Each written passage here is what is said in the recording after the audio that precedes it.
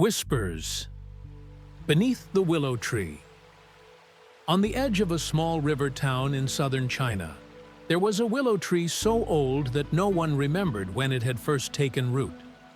Its trunk was twisted and thick, and its roots stretched deep into the muddy bank, as if they were clutching the earth to keep from being washed away. In the daytime, children sometimes ran past it, daring one another to brush the hanging branches or to toss pebbles into the dark water below. But once the sun went down, the path grew strangely quiet. For generations, people in the town believed that when midnight came, the willow began to whisper. Some said the sound was nothing more than the wind passing through the leaves. Others swore it was the drowned souls of the river, calling softly to the living. A few even claimed that if you lingered too long, you would hear your own name carried in the murmur of the night air. It was during the reign of Emperor Guangxu that a young scholar named Lin Sheng came to the town. He was preparing for the provincial examinations and wanted a quiet place to study. Lin was clever, proud of his learning, and not easily shaken by the superstitions of ordinary folk. When the villagers warned him about the willow, he only smiled and dismissed it as childish tales.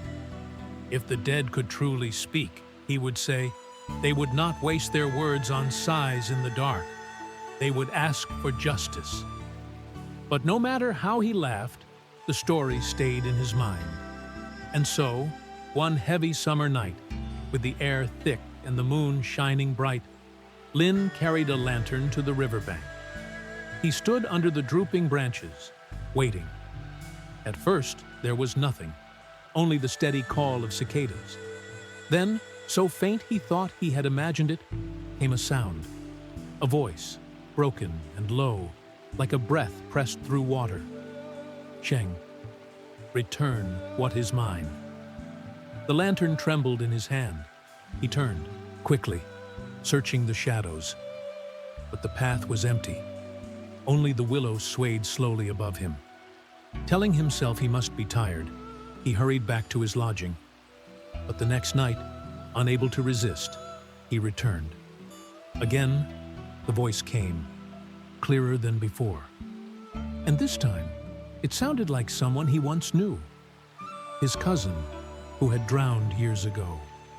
The whispers left him shaken.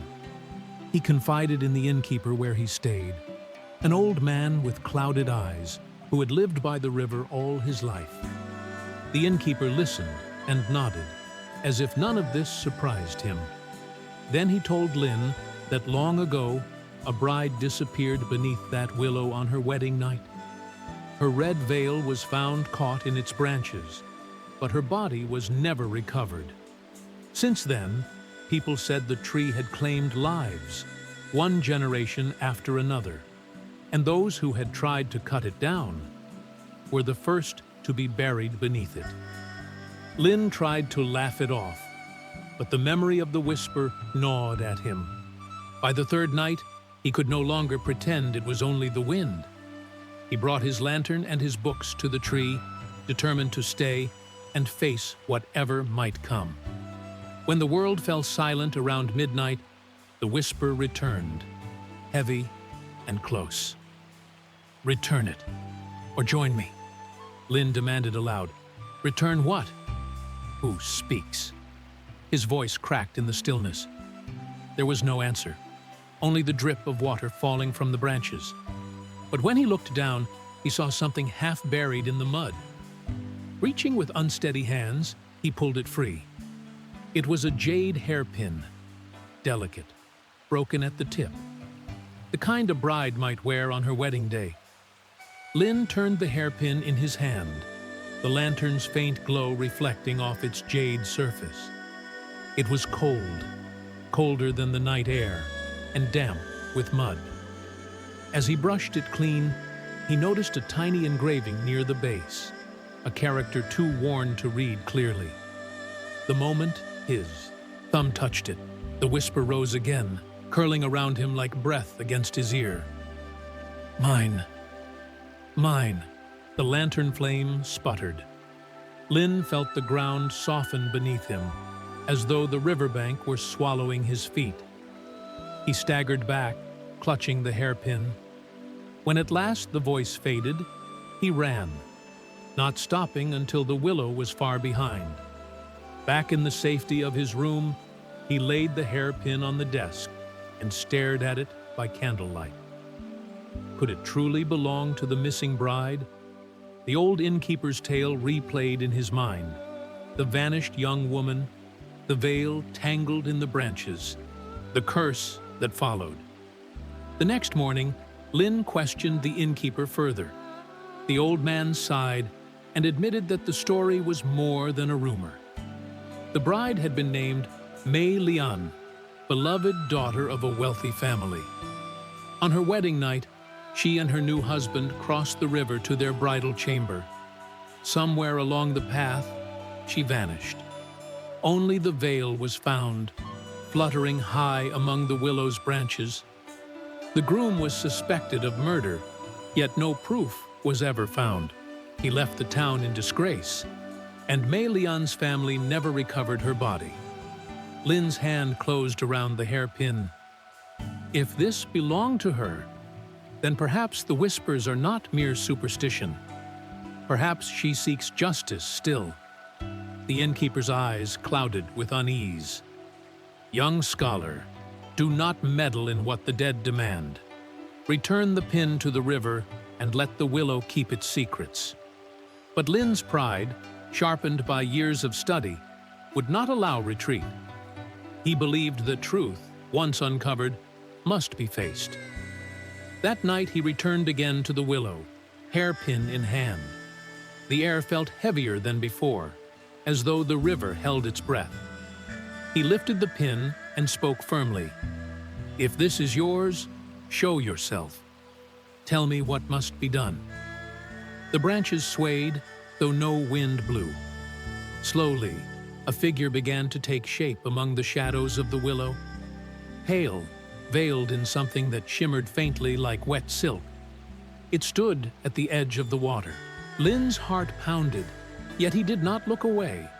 The voice that came was no longer a whisper, but the clear, sorrowful tone of a young woman. Return me to rest. She lifted one hand, pointing toward the river. Beneath the surface, the water stirred, rippling as if something below longed to rise. Lin knelt at the bank, the hairpin trembling in his grip. If you are truly Lady Mei Lian, then take back what is yours. He placed the jade pin upon the water. To his astonishment, it did not sink, but floated, glowing faintly as it drifted toward the willow's roots. The apparition followed, her form shimmering brighter as she reached for it. But just as her fingers brushed the jade, the glow flared, and the pin sank abruptly into the dark water. The figure let out a cry that pierced the night, half sorrow, half rage. The river surged as if stirred by unseen hands, and Lin felt himself pulled forward, his feet sliding into the mud. The branches above seemed to close around him, trapping him in their heavy curtain of leaves. He fought to free himself, clutching desperately at the bank. The lantern fell into the river and hissed out. In the darkness, the voice was everywhere, around him, above him, within him. You will join me? Lin's fingers clawed into the wet soil, his chest heaving as the unseen pull dragged him toward the black water. The mud was slick, crumbling under his grip, and he felt the cold edge of the river creeping up his legs. Just as his strength began to fail, a sudden shout broke through the night. "Scholar, hold fast!" It was the old innkeeper carrying a torch. The flame's glow struck the willow branches, and for a heartbeat, the pale figure wavered, her outline dissolving like mist in sunlight. The pull on Lin's body slackened. With one desperate heave, the innkeeper grabbed his arm and yanked him back onto solid ground. They tumbled together, gasping as the water calmed and the branches swayed gently once more, as though nothing had happened. The innkeeper thrust the torch toward the tree. You see now? She does not want peace. She wants company. Every generation she takes one more soul, and now she has set her eyes on you. Lin, trembling, shook his head. No, I heard her voice. She begged for rest. She is trapped. She seeks release, not vengeance.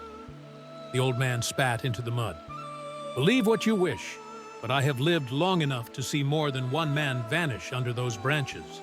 That night, Lin could not sleep. The hairpin was gone, swallowed by the river, yet he felt the weight of its story pressing upon him. The whisper had not been of malice alone. It carried sorrow, longing, injustice. He knew the dead bride's tale could not be so simple. The next day, he sought out the town's oldest records, poring over faded documents and gossip preserved in ink. What he found unsettled him further.